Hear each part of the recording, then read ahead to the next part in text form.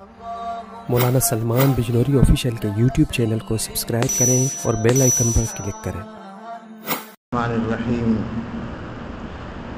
الحمد للہ نحمده ونستعینه ونستغفره ونؤمن به ونتوکل علیہ ونعوذ باللہ من شرور انفسنا ومن سیئات اعمالنا من يهده الله فلا مضل له ومن يضلله فلا هادي له ونشهد أن لا إله إلا الله وحده لا شريك له ونشهد أن سيدنا ونبينا ومولانا محمدا عبده ورسوله صلى الله تعالى عليه وعلى آله وأصحابه وبارك وسلم تسليما كثيرا أما بعد فأعوذ بالله من الشيطان الرجيم بسم الله الرحمن الرحيم ونفس وما سواها فألهمها فجورها وتقواها قد أفلح من زكاها وقد خاب من دساها صدق الله العظيم قال رسول الله صلى الله عليه وسلم ألا وإن في الجسد مضغة إذا صلحت صلح الجسد كله وَإِذَا فَسَدَتْ فَسَدَ الْجَسَدُ كُلُّهُ أَلَا وَهِيَ الْقَلْبُ أو كما قال عليه الصلاة والسلام سبحان ربك رب العزة عما يصفون وسلام على المرسلين والحمد لله رب العالمين اللهم صل على سيدنا محمد وعلى آل سيدنا محمد وبارك وسلم اللهم صل على سيدنا محمد وعلى آل سيدنا محمد وبارك وسلم اللهم صل على سيدنا محمد وعلى آل سيدنا محمد وبارك وسلم۔ اس میں گونج ایکو ختم گونج جو ہے ختم کر دی، اس سے صاف نہیں رہتا۔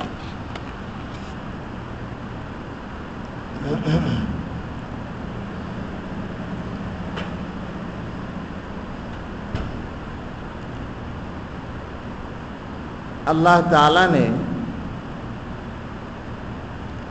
انسان کو دو چیزوں کا مجموعہ بنایا ہے، بدن جس کو ہم باڈی کہتے ہیں اور روح جو اس کے اندر ہے، اور دونوں چیزوں کی کچھ ضرورتیں ہیں، کچھ تقاضے ہیں۔ عام طور سے دنیا میں جو ہو رہا ہے وہ یہ ہے کہ جسم اور بدن کے تقاضے اور ضرورتیں سامنے ہیں اور ان کو پورا کرنے کی کوشش ہر آدمی کر رہا ہے۔ آپ ذرا غور کریں اس بات پر کہ ہمارے زمانے میں جو قومیں ترقی یافتہ کہلاتی ہیں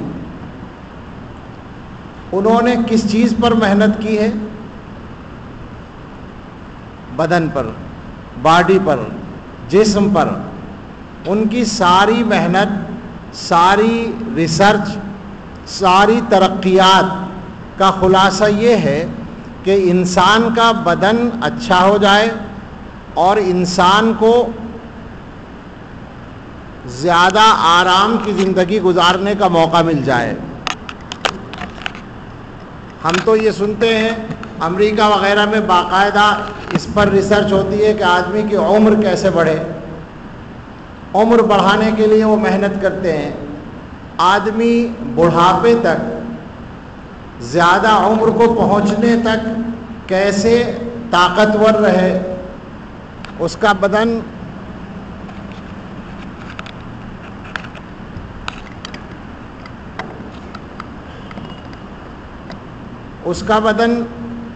جھکے نہیں، سیدھا کھڑا رہے، بڑھاپے میں بھی وہ سیدھا چلے اور آخر تک اس کی طاقت باقی رہے، اس پر محنت ہو رہی ہے۔ اور عام طور سے جو دنیا کے اندر رہنے والے انسان ہیں تو ظاہر ہے کہ وہ بھی اسی مذہب اور مسلک پہ چل رہے ہیں جو دنیا میں ترقی یافتہ قوموں کا سمجھا جا رہا ہے۔ آواز کم ہو جاتی ہے کیا؟ نہیں، ایکو کم کرنے سے آواز کم ہوگی نا، کوئی بات نہیں۔ تو مجھے یہ کہنا ہے کہ عام طور سے اس زمانے کا انسان بدن پر محنت کر رہا ہے۔ ہم لوگوں کا بھی یہی حال ہے۔ عام طور سے ہمیں زیادہ تر اپنی جسمانی ضرورتوں کا، تقاضوں کا احساس ہوتا ہے، اور اگر کوئی آدمی اپنے جسمانی تقاضے پورے کرنے میں غفلت برتتا ہے تو ہمارے ماحول میں وہ بیوقوف سمجھا جاتا ہے۔ آپ دیکھتے ہیں کہ ایک آدمی اپنی حیثیت کے اعتبار سے معمولی کپڑے پہنتا ہے، کسی گھر کا حال اچھا ہے پیسے کے اعتبار سے، مگر اس گھر میں کوئی لڑکا ایسا ہے جو اپنے بھائیوں کے مقابلے میں ذرا معمولی کپڑے پہنتا ہے، تو سب اس کو برا کہتے ہیں کہ تم نے کیسا لباس بنا رکھا ہے، اپنا کیسا حلیہ بنا رکھا ہے۔ اگر کوئی آدمی بیمار ہو اور دوا نہ کرے، آواز بند ہو گئی، باہر چلا دیجئے جیسے چل رہا تھا، پانی پلا دو، جیسے چل رہا تھا ویسے چلا دیجئے، کیا باہر آواز بند ہو گئی۔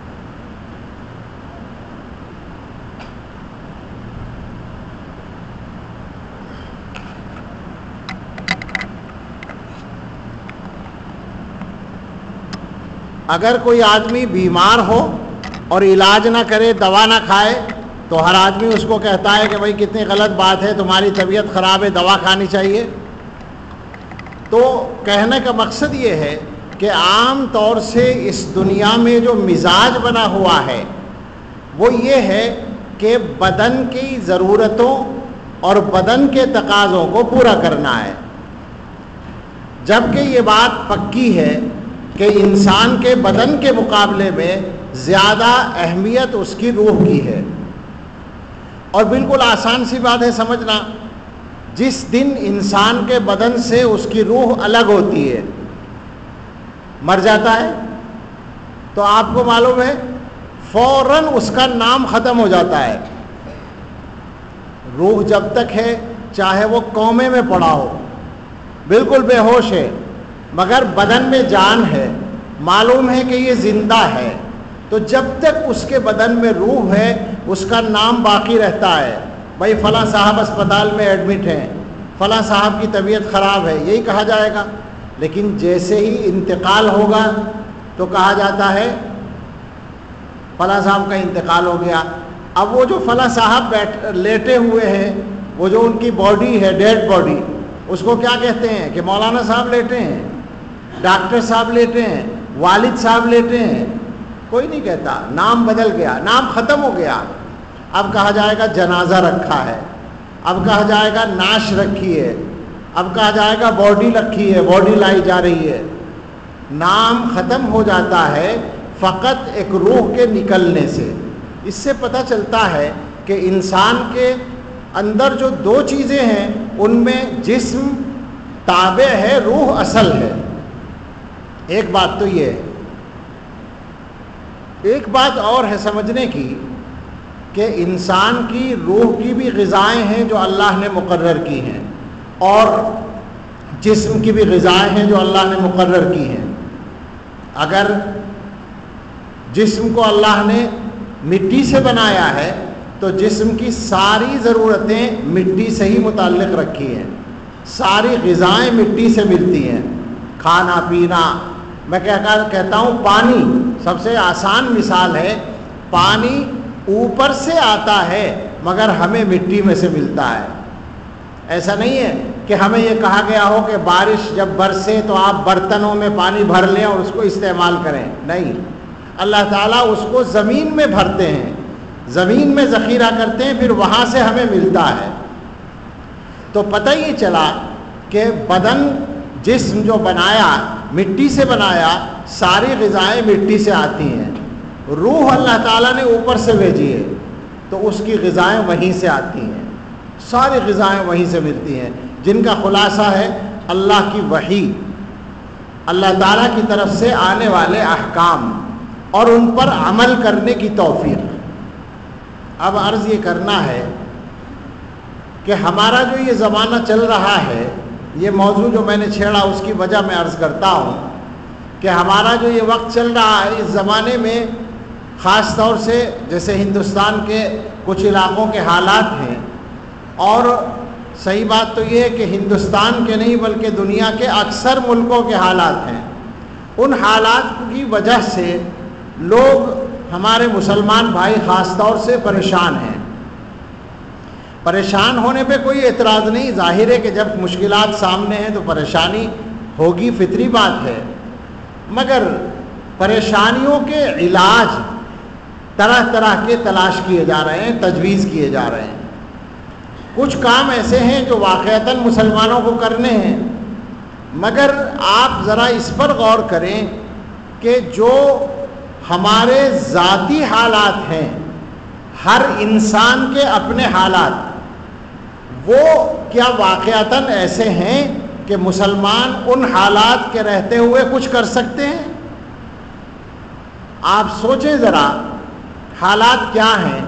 یعنی ہمارا جو ذاتی کردار ہے، میں اس کو حالات بول رہا ہوں، ہمارا جو کردار ہے، ہمارا جو کیریکٹر ہے، اس پر غور کریں تو آپ سوچیں کہ ایسے کیریکٹر کے لوگ دنیا کے اندر کوئی بڑا کام کر سکتے ہیں، دنیا میں کہیں انقلاب لا سکتے ہیں، اور ایسے لوگوں کے لیے اللہ تعالیٰ کی طرف سے مدد آ سکتی ہے آسمان سے؟ سوچنے کی بات ہے۔ ہم لوگوں کا حال تو یہ ہے، الگ الگ اگر ماحول کے اندر غور کریں گے تو آپ کو پتہ چلے گا۔ ایک بات تو ایک دم سے زبان پر آ جاتی ہے، وہی بول دیتا ہوں۔ حال تو یہ ہے ہمارا کہ ہم میں سے اکثر لوگ اپنے ذاتی فائدے کے لیے مسلمانوں کا بڑے سے بڑا نقصان کرنے کو آسانی سے تیار ہو جاتے ہیں۔ اس کو میں ذرا اور کھول دوں، کہیں کوئی بات ہو تو کیا یہ سب جانتے نہیں یہ بات کہ مسلمانوں میں کوئی بھی بات ہو تو مخبری کرنے والے، جاسوسی کرنے والے کہاں سے آتے ہیں؟ کبھی دیکھا ہے آپ نے آپ کی مسجدوں میں یا مدرسوں میں کوئی غیر مسلم آیا ہو جاسوسی کرنے کے لیے؟ ہمیں تو یہ معلوم ہے کہ لاک ڈاؤن کے زمانے میں جب مسجدوں میں زیادہ تعداد کے آنے پر پابندی تھی تو ہمارے علاقے میں ایک مسجد میں جمعے کے دن کچھ 50-55 لوگ جمع ہو گئے۔ ابھی نماز ہوئی نہیں تھی، پولیس آ گئی، متولی باہر نکلے، انہوں نے پولیس والوں سے بات کی کیا مسئلہ ہے، تو انہوں نے بتایا کہ ہمیں اطلاع ملی ہے مسجد میں زیادہ لوگ ہیں۔ اس نے سمجھداری سے کام لیا اور پولیس والوں کو مطمئن کیا، اور اس کے بعد ان سے اس نے یہ پوچھا کہ آپ کو پتہ کیسے چلا؟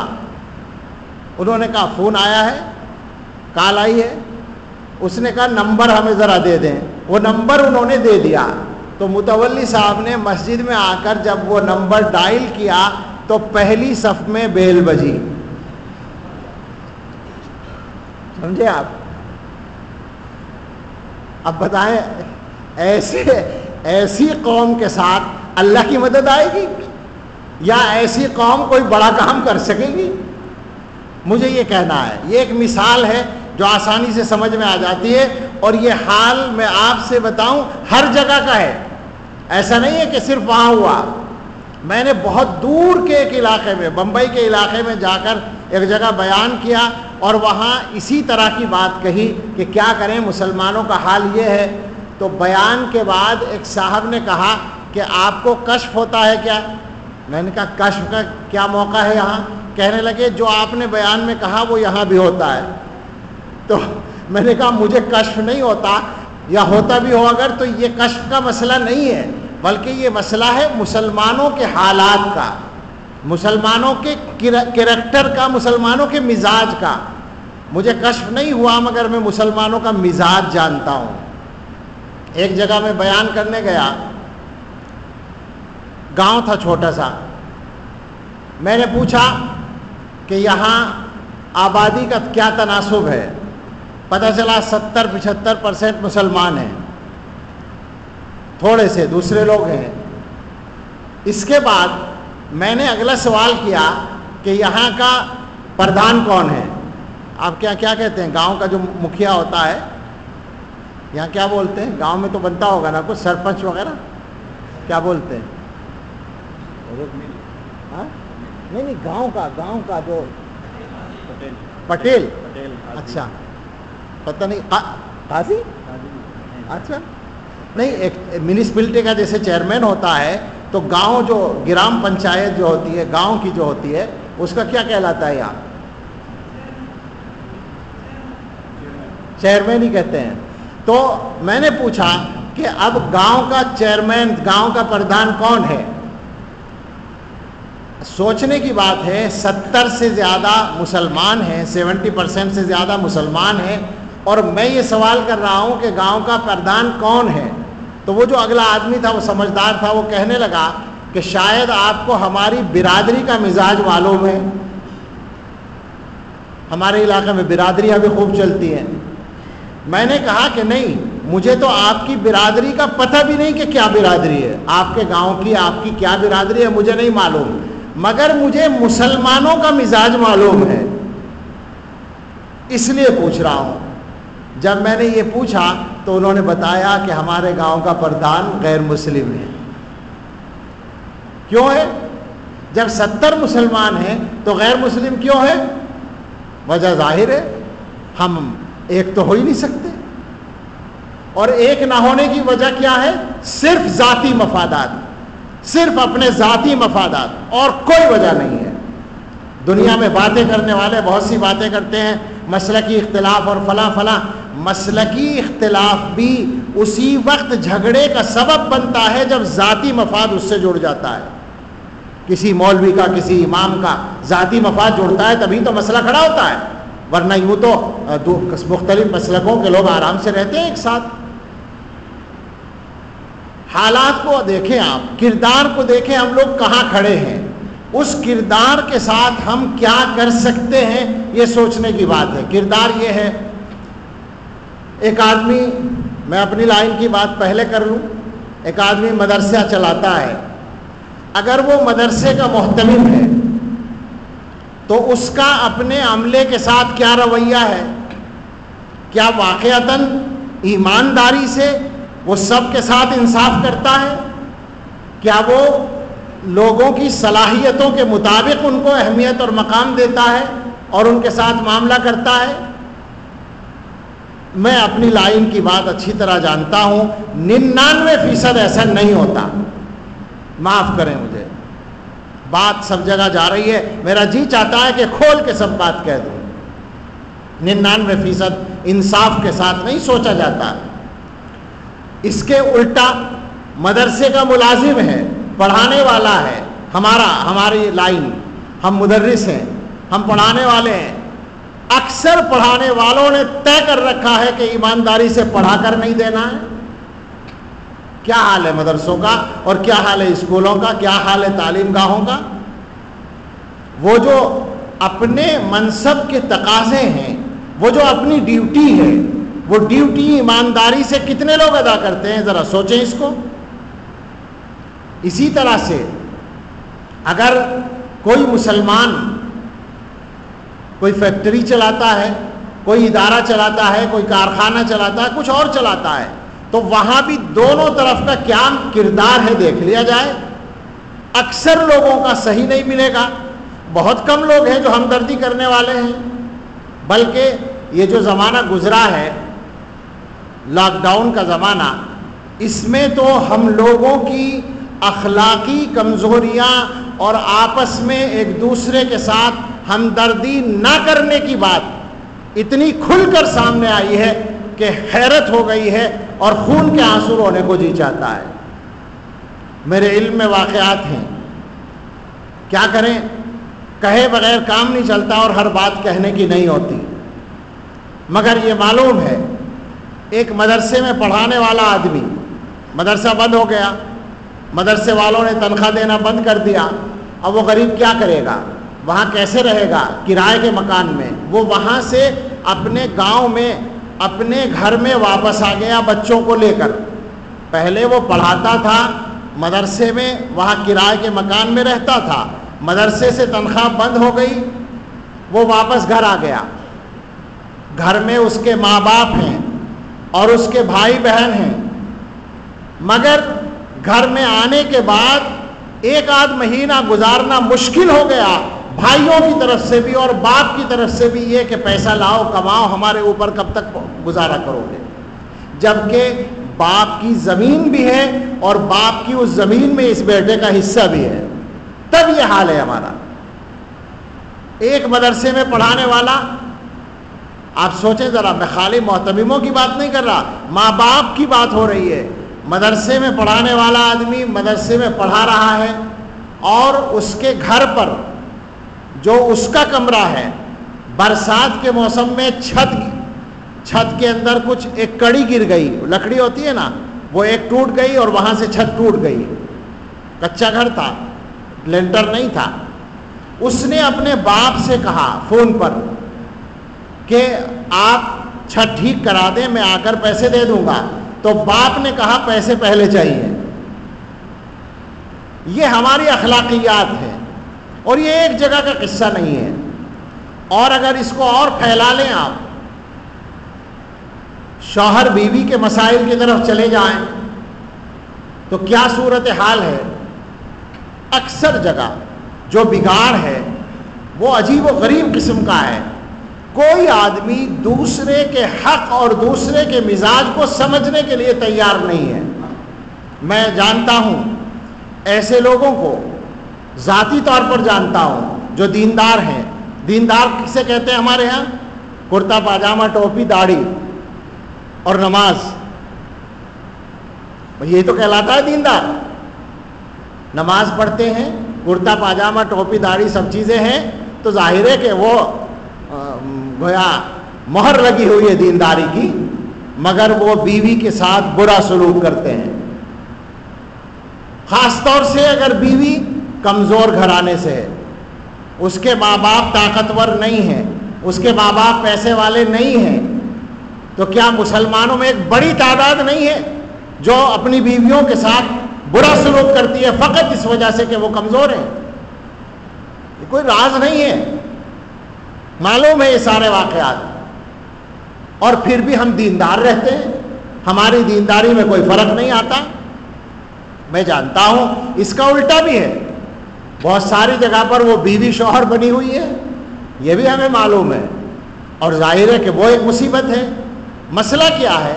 مسئلہ فقط یہ ہے مزاج ہی نہیں ہے اللہ سے ڈرنے کا، اور مزاج نہیں ہے آخرت کے حساب سے ڈرنے کا، مزاج نہیں ہے انسانوں کے حق کو ادا کرنے کا، مزاج نہیں ہے دوسرے کے مزاج کی رعایت کرنے کا. میں ایسے گھروں کو جانتا ہوں جہاں طلاق ہو گئی فقط اس وجہ سے کہ شوہر صاحب کو گرم گرم روٹی چاہیے تھی، یعنی توے سے اترنے کے بعد وہاں نہ رکھی جائے وہ ڈلیا میں، بلکہ ہاتھ میں آئے دسترخوان پر کھانے کے لیے، اتنی گرم روٹی چاہیے. کوئی بات ہے بھلائی؟ اس طرح کا جس آدمی کا مزاج ہوگا اس کے ساتھ کون عورت گزارا کرے گی؟ مگر ہم سب کا، ہماری اکثریت کا یہ حال ہے کہ ہم اپنے مزاج اور اپنی نزاکتوں کو سمجھتے ہیں اور دوسرے کی ضرورتوں کا بھی ہمیں احساس نہیں ہوتا. کتنے ہی گھر ایسے ہیں جہاں پر شوہر نیک ہے، اور نیک ہونے کا مطلب ہے ماں باپ کا حق پہچانتا ہے، لہذا وہ اپنی ماں کے کہنے میں آ کر بیوی کے ساتھ زیادتی کرتا ہے. وہ یہ سمجھتا ہے نیکی کا یہی تقاضا ہے. بہت ہو رہا ہے ایسا. اور زیادہ وہ ہے اس زمانے میں کہ آدمی بیوی کے اس میں آ کر ماں باپ کو چھوڑ رہا ہے. بھائی اور بھائی ایک دوسرے کا حق نہیں پہچانتے. گھروں میں آپ مجھے بتائیں، گھروں کے جھگڑے، چاہے وہ طلاق کے جھگڑے ہوں یا ایک دوسرے کے ساتھ لڑائی کے معاملات ہوں یا گھر کی تقسیم کے معاملات ہوں، ان کے جو مقدمے ہیں، عدالتوں میں جو کیس ہیں، وہ کس کے زیادہ ہیں؟ مسلمانوں کے یا غیروں کے؟ یقین کے ساتھ معلوم ہے مسلمانوں کے ہیں زیادہ. عجیب بات ہے. عرض یہ کرنا ہے کہ جہاں جہاں بھی آپ انگلی رکھیں گے زخم نظر آئے گا. حالات ایسے ہیں. مجھے تو یہ کہنا تھا کہ اصل اس زمانے میں سارے کاموں سے پہلا کام یہ ہے کہ ہم اپنے آپ کو ٹھیک کرنے کی فکر کریں, اپنی اصلاح کی فکر. کوئی بھی آدمی اپنے آپ کو ٹھیک کرنے کے لیے تیار نہیں ہے, دوسروں کے لیے سب تیار ہیں.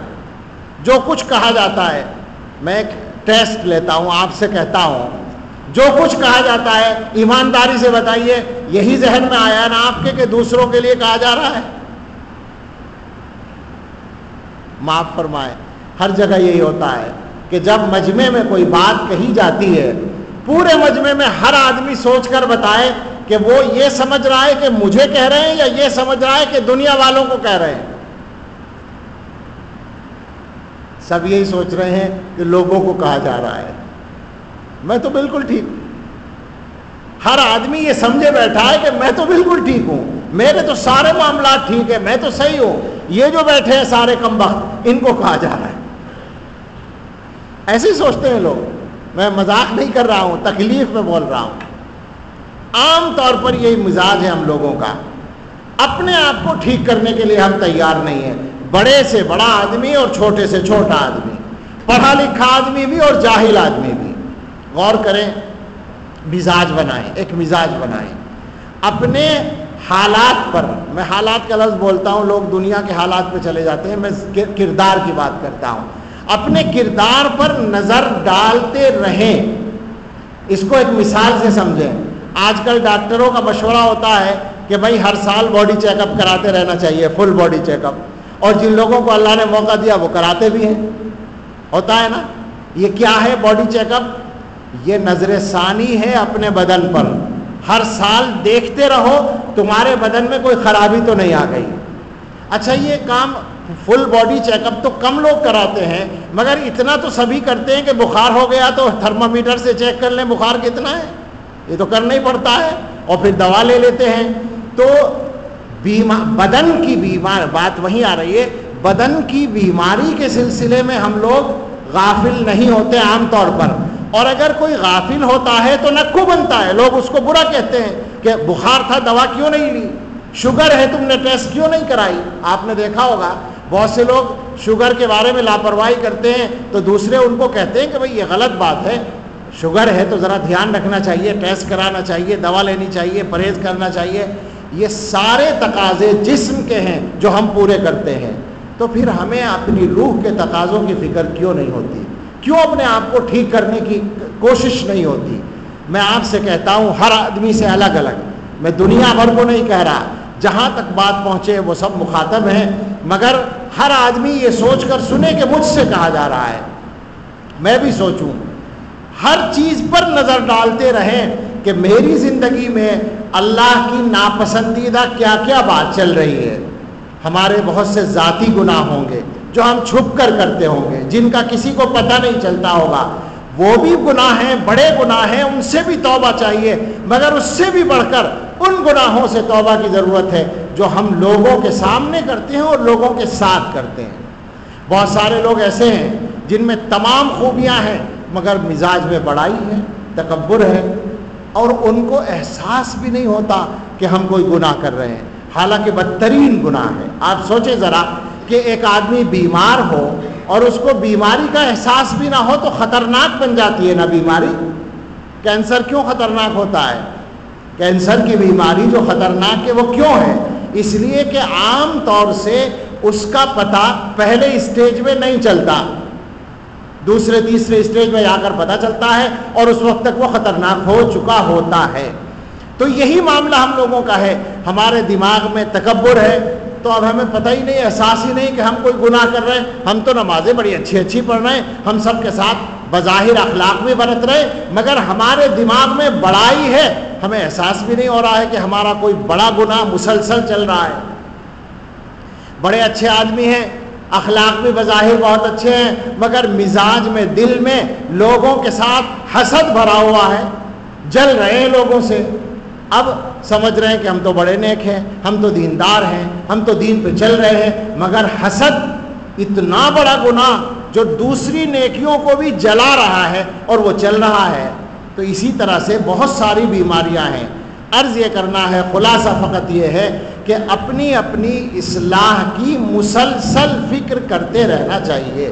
قرآن کریم کی آیت میں نے پڑھی، والشمس وضحاها، اللہ تعالیٰ نے قسمیں کھا کر بیان کیا. قسم ہے سورج کی اور اس کی روشنی کی. والقمر اذا تلاہا، اور قسم ہے چاند کی جب سورج کے پیچھے آئے یعنی شام کو، رات کو.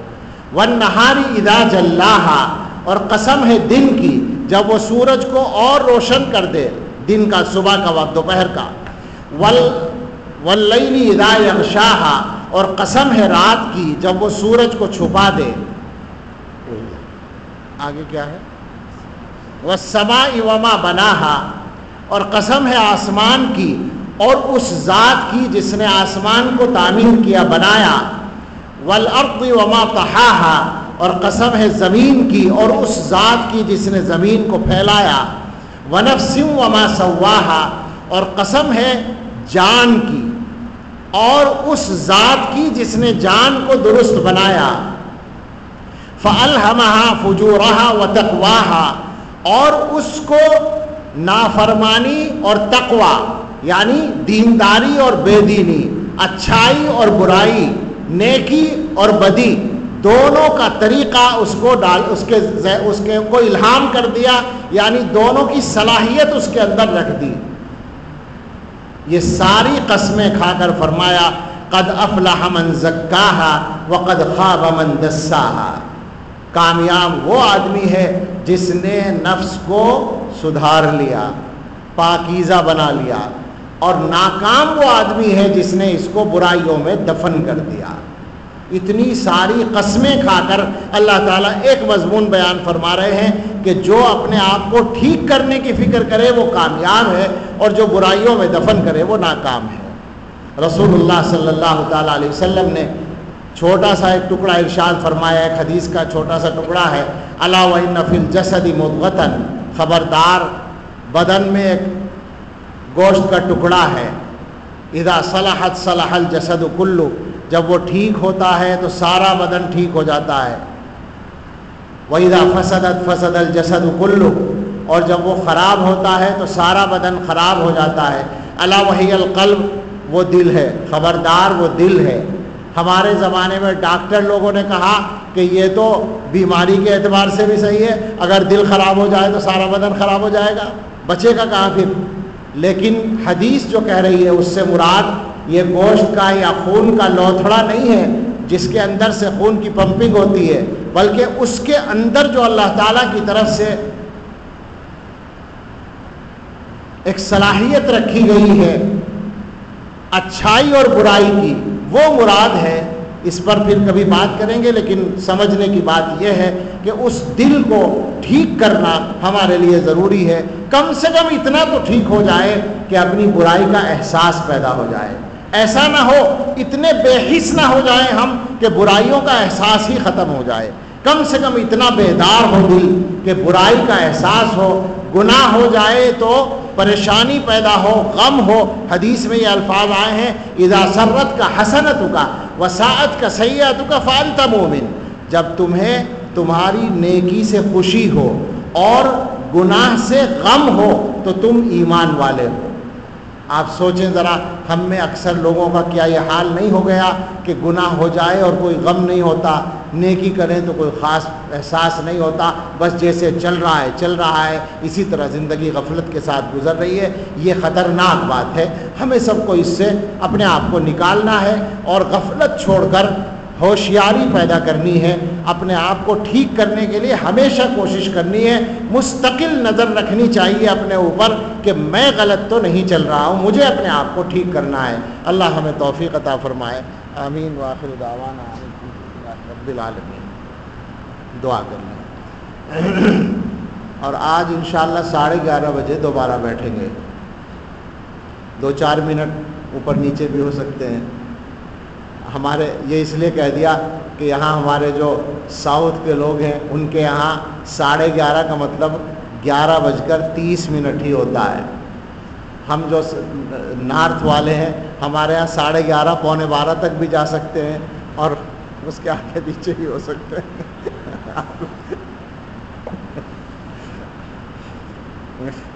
الحمدللہ رب العالمین والصلاة والسلام علی سیدنا محمد وآلہ واصحابہ اجمعین۔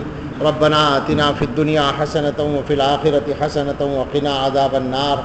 ربنا لا تزغ قلوبنا بعد إذ هديتنا وهب لنا من لدنك رحمة إنك أنت الوهاب۔ ربنا هب لنا من أزواجنا وذرياتنا قرة أعين واجعلنا للمتقين إماما۔ اے اللہ ہمارے گناہ معاف فرما دیجئے، اے اللہ ہمارے دلوں کو سدھار دیجئے، اے اللہ ہمیں اپنی اصلاح کی فکر عطا فرما دیجئے، اے اللہ ہمیں صحیح مسلمان بننے کی توفیق عطا فرما دیجئے، اے اللہ ہمیں اچھا انسان بنا دیجئے، اے اللہ ہمیں اپنے اچھے بندوں میں شامل فرما لیجئے، اے اللہ جسمانی اور روحانی بیماریوں سے شفا دے دیجئے، قرضوں سے نجات دے دیجئے، آرام دہ گھر دے دیجئے، بابرکت حلال روزگار دے دیجئے۔ جن کو اولادیں نہیں ہیں اللہ ان کو بہترین اولادیں عطا فرما دیجئے، اور جو اولاد والے ہیں ان کی اولادوں کو ان کی تمنا اور امیدوں سے اچھا بنا دیجئے۔ اے اللہ ہم سب کے کام بنا دیجئے، ہمارے کام بگڑنے سے بچا لیجئے، ہمارے کاموں کا انجام بہتر فرما دیجئے، اے اللہ ہم سب کا انجام بہتر فرما دیجئے، اے اللہ ہمارے ملک میں امن و امان قائم رکھیے، عالم اسلام میں اور دنیا کے جن خطوں میں بھی اہل ایمان بستے ہیں اے اللہ سب جگہ امن و امان قائم رکھیے، اے اللہ دنیا کے ہر صاحب ایمان کے ایمان کی، جان کی، مال کی، عزت و آبرو کی، گھر بار کی، آل اولاد و کاروبار کی حفاظت فرمائیے، اے اللہ ہم سب سے راضی ہو جائیے، اے اللہ ہمیں اپنے رضا کے کام کرنے کی توفیق عطا فرمائیے، اے اللہ ہر معاملے میں ہماری رہنمائی فرمائیے، ہمیں اپنی توفیق و مدد سے کبھی محروم نہ فرمائیے، اے اللہ ہماری اور ہمارے گھر والوں کی، ہمارے متعلقین کی حفاظت فرمائیے اور ہمارے دلوں کی اچھی تمنائیں پوری فرما دیجیے، اے اللہ اس پورے مجمع پر اور تمام سننے والوں پر اور ہم سب کے